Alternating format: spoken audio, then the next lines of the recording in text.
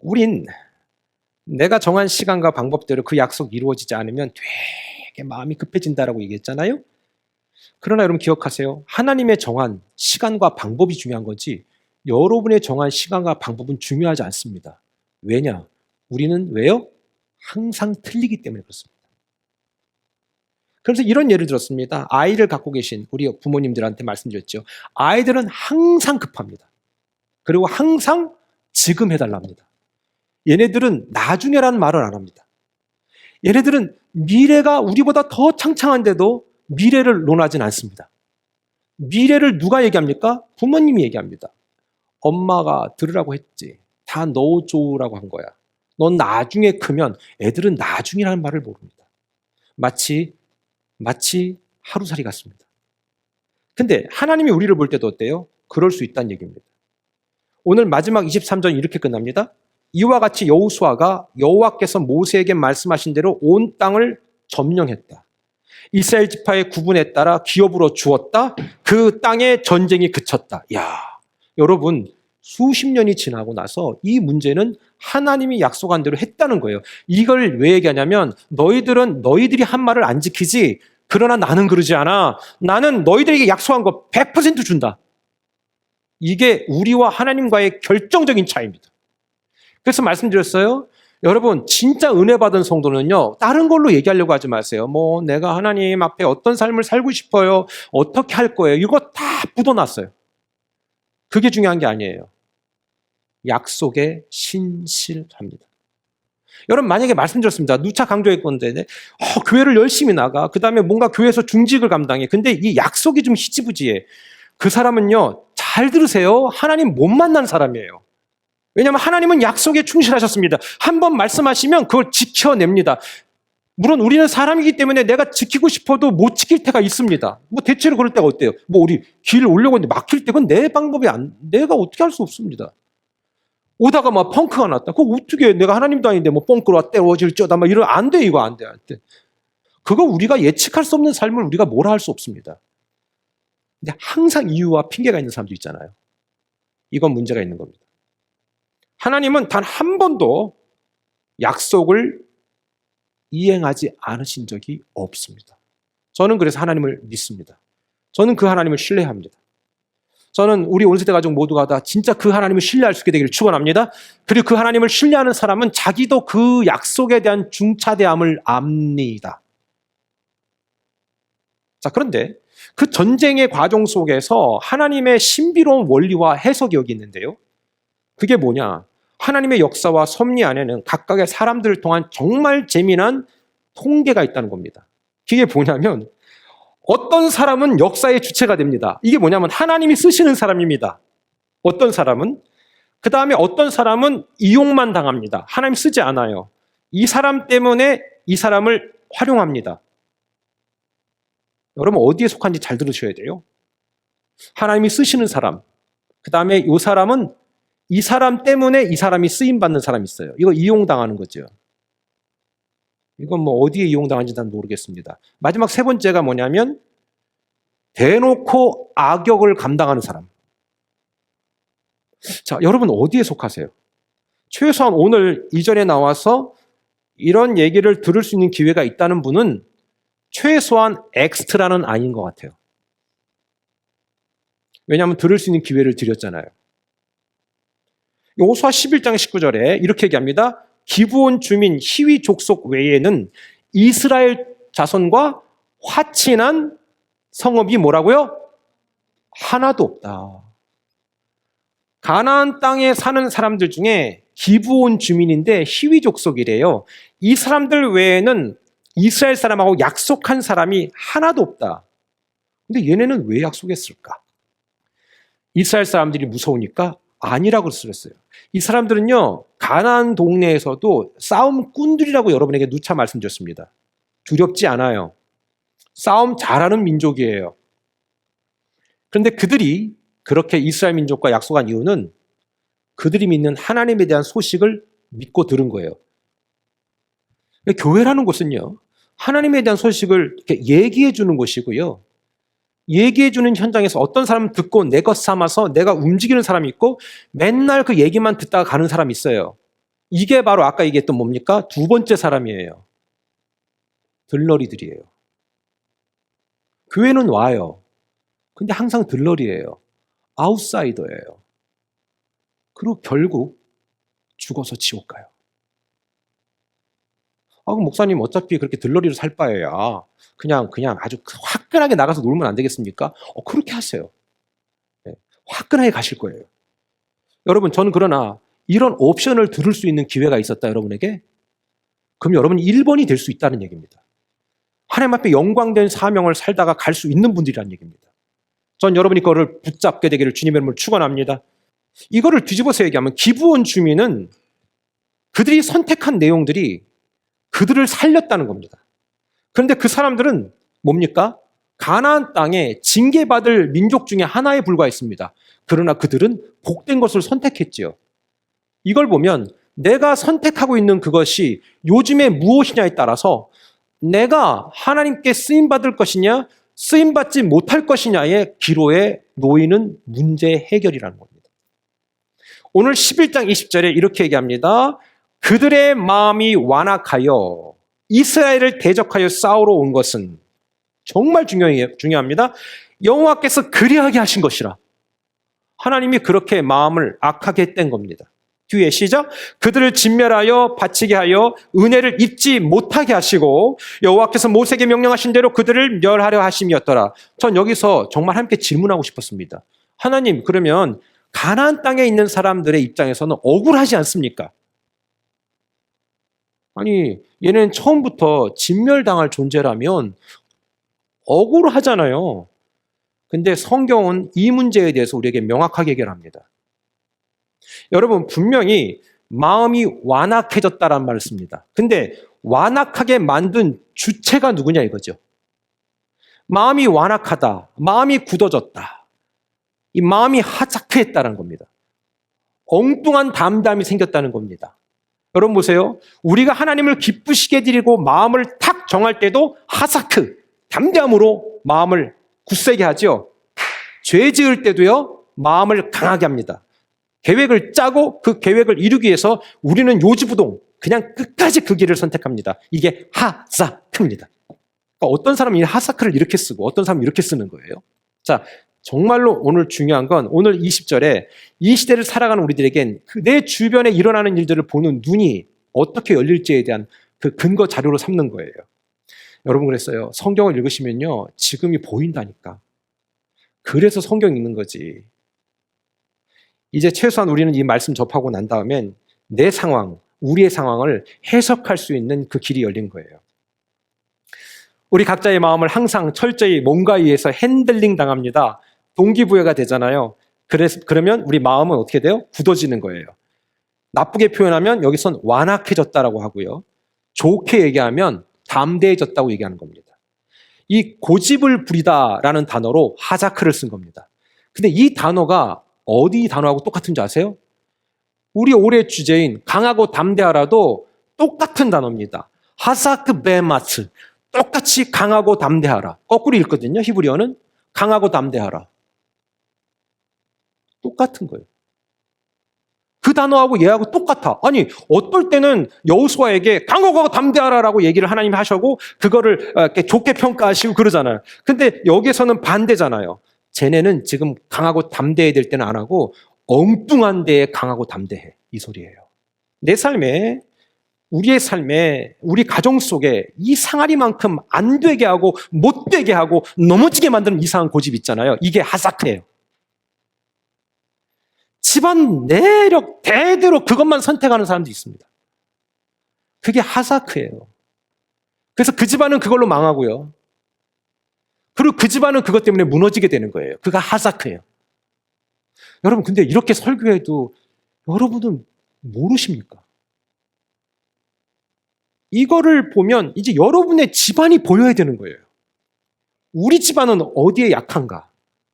어디에는 마음을 몰두하면서 항상 그 마음만을 갖고 있으면서 때로는 그 마음이 내게도 밀려올 때 왜 그게 하사크라는 걸 모르냐 이거지. 사탄은 나는 너도 그 하사크를 갖기 원해. 너도 그걸로 네 부모가 안 되는 것처럼 너도 그걸로 무너뜨릴 거야. 이게 하자크예요. 복음은 이것이 무엇인지를 명확히 보게 하는 눈이 열립니다. 예전에는 이렇게 하는 것이 아무 문제가 없었지만 어느 때부터 여러분 그게 불편해졌잖아요. 근데 왜 불편해만 합니까?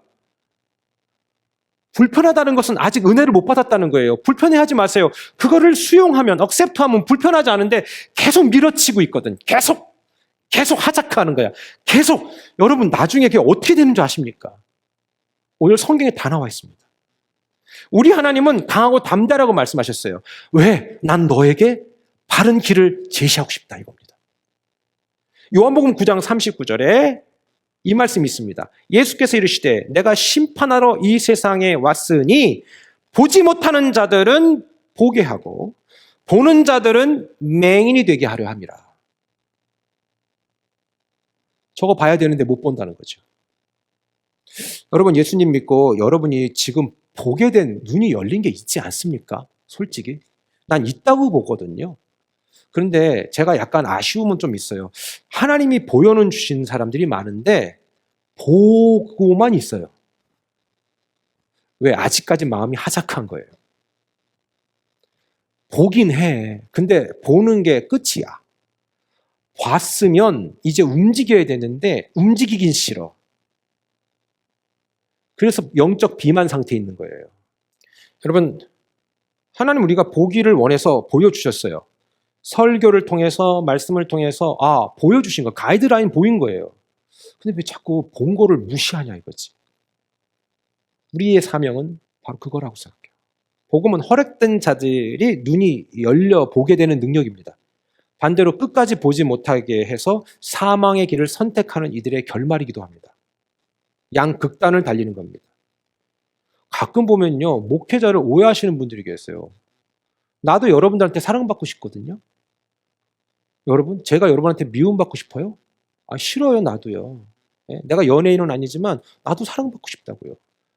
근데 그럼에도 불구하고 내가 사랑받기를 포기하는 이유는 뭐냐면 하나님의 말씀을 말씀 그대로 전달해야 되는 게 내 사명이라고요.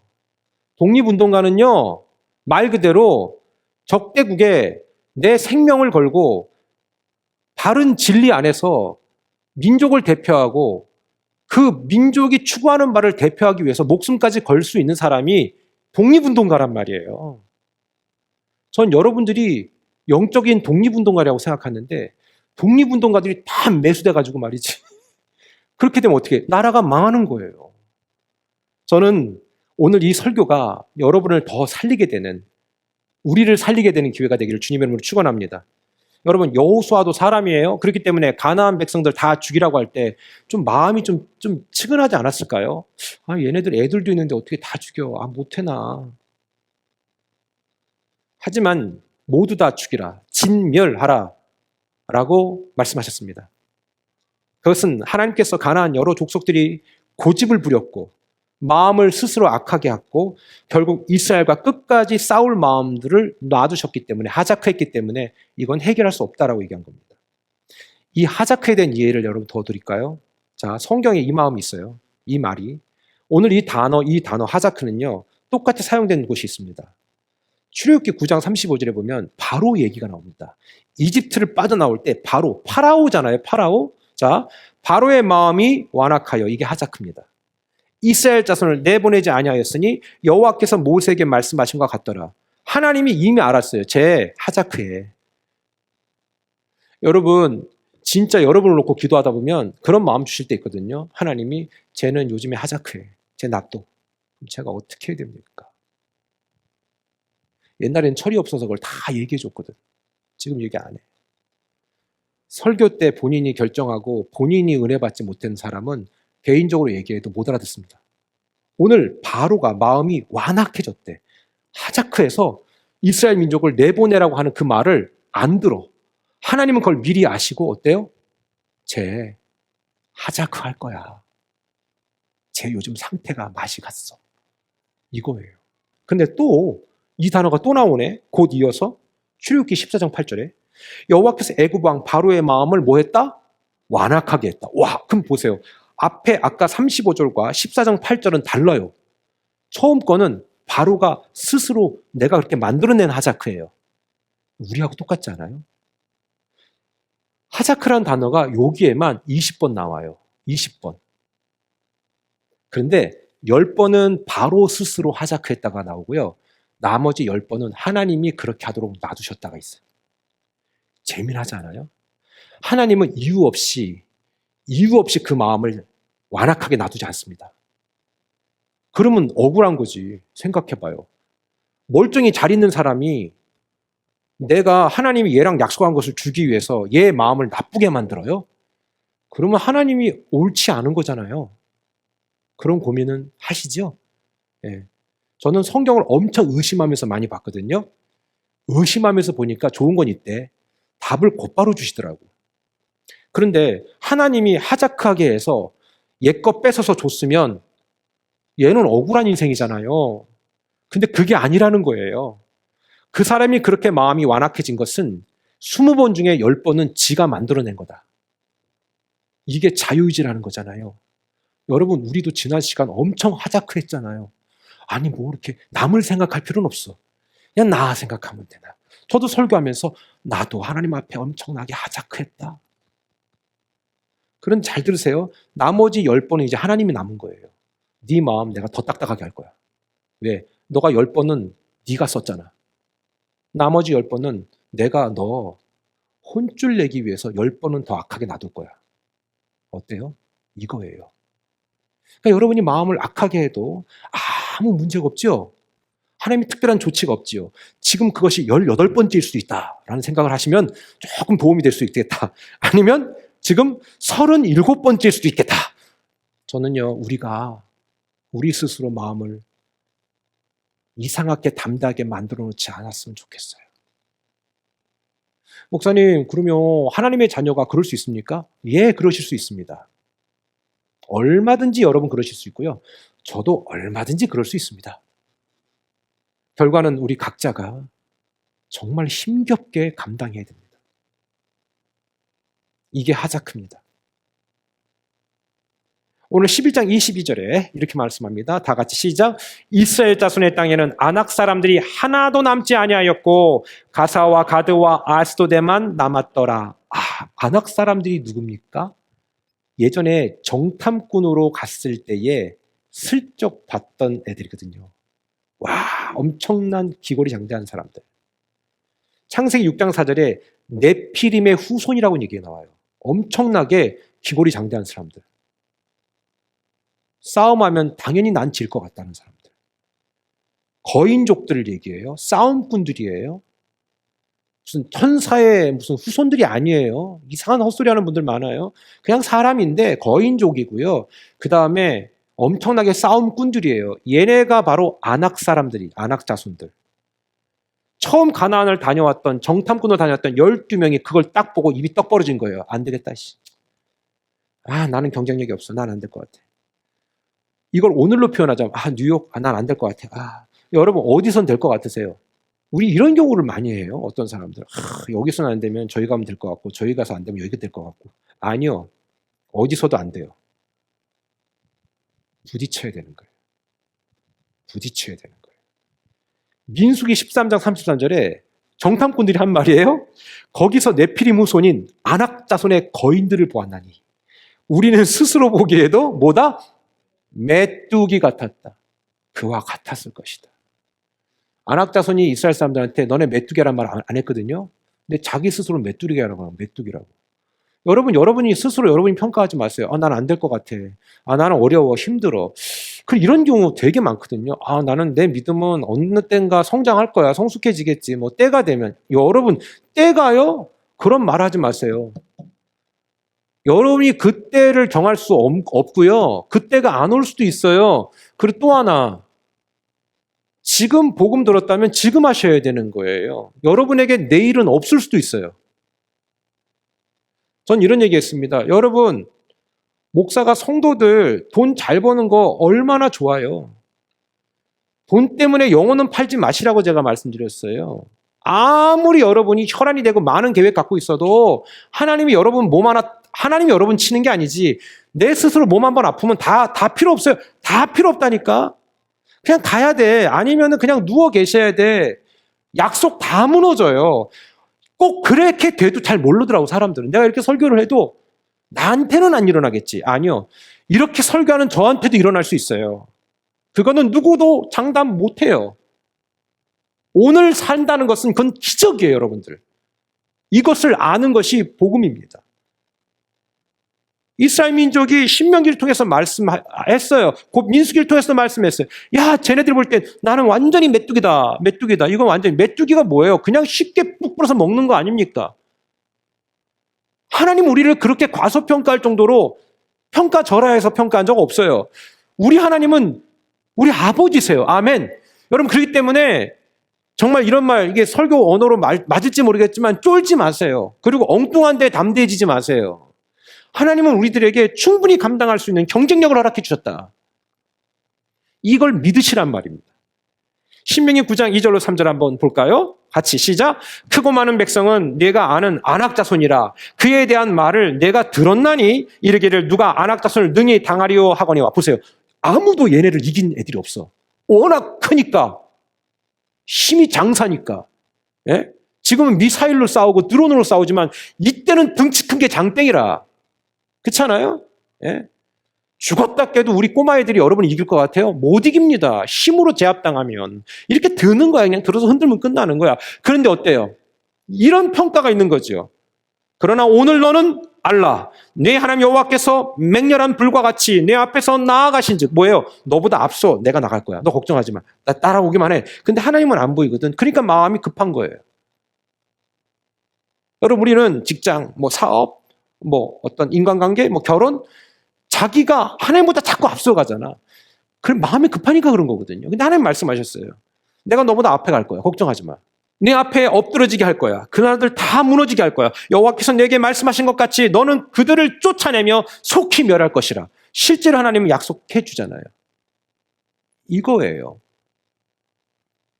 근데 사실 나는 이거를 믿지 않고 교회에 오면 되게 힘들 것 같아. 그렇죠? 우리의 성공과 실패는 하나님께 맡기세요. 그냥 맡기세요. 우리의 인생의 목적이 돈 버는 거 아니에요. 하나님을 목적으로 삼을 때 때로는 돈도 주시고 주변의 인간관계도 묶어주시는 거지. 내가 내 의지적인 노력으로 돈 벌 수 있고 사람들 만나면서 복잡한 인간관계 형성할 수 있어요. 그건 내가 한 거예요. 그런데 하나님은 없는 거지요. 그게 잘못된 하자크예요. 그러나 하나님이 주시는 하자크는 하나님의 목적을 위해서 쓰임받기 위해서 강하고 담대하라. 내가 결국 그 담대함으로 너가 너에게 약속한 것을 이루겠다라는 것이죠. 지금 내 주변에 널려있는 나를 힘들게 하고 고달프게 하는 모든 걸림돌 있죠. 제가 말씀드리지만 여러분에게만 있는 게 아니에요. 저도 있어요. 저도 있단 말이에요. 전 그러나 하나님을 믿어요. 그 걸림돌이 내 인생엔 디딤돌이 될 것이다. 반드시 그렇게 하실 것이다. 하나님이 함께 하시면 걸림돌이 디딤돌 됩니다. 오늘 성령께서 충분히 이 불편했던 마음들을 저를 통해 답을 주실 거라고 믿습니다. 지금 하지 않으면 그 사람은 나중에도 안 할 사람입니다. 지금 순종하면 나중에도 순종하는 겁니다. 하나님이 우리에게 제시하신 것은 어려운 것도 고난이의 어떤 어려운 고기술이 아닙니다. 단순한 겁니다. 그냥 말씀이 있는 대로 해봐라. 기적은 내가 움직이기로 마음 먹고 실제로 그럴 때 일어나는 것입니다. 상황만 파악할 줄 아는 눈은 있어서 눈치는 빠른데 순종하지 않는 사람이 되지 마시고 이런저런 입만 살았던 이스라엘 출애굽 1세대는 다 광야에서 죽었습니다. 그러나 그거 계산 안 하고 가자라고 했던 사람들 여호수아와 갈렙 그리고 다음 세대들은 들어갔습니다. 여러분 현실의 장벽을 넘어서게 하시는 현실의 장벽을 넘어서게 하시는 그런 하나님의 신실하심을 믿었으면 좋겠어요. 이 믿으라고 말하는 것도 싫어요, 난. 왜? 그분을 이렇게 강조해서 억지로 믿게끔 할 그런 대상이 아닌데 믿습니까? 믿으셔야 합니다. 꼭 믿으십시오. 이렇게 말하는 것도 되게 자존심 상해요. 우리 하나님의 입장에서는. 그러나 이렇게 얘기할 수밖에 없는 건 워낙 안 하니까. 그러나 해보십시오. 여러분의 계산을 내려놓고 하나님 주시는 담대함으로 나아간다면 잘못된 담대함은 무너지고 여러분 하나님으로 인해서 채워진 그 담대함으로 기적이 일어나게 될 줄 믿습니다.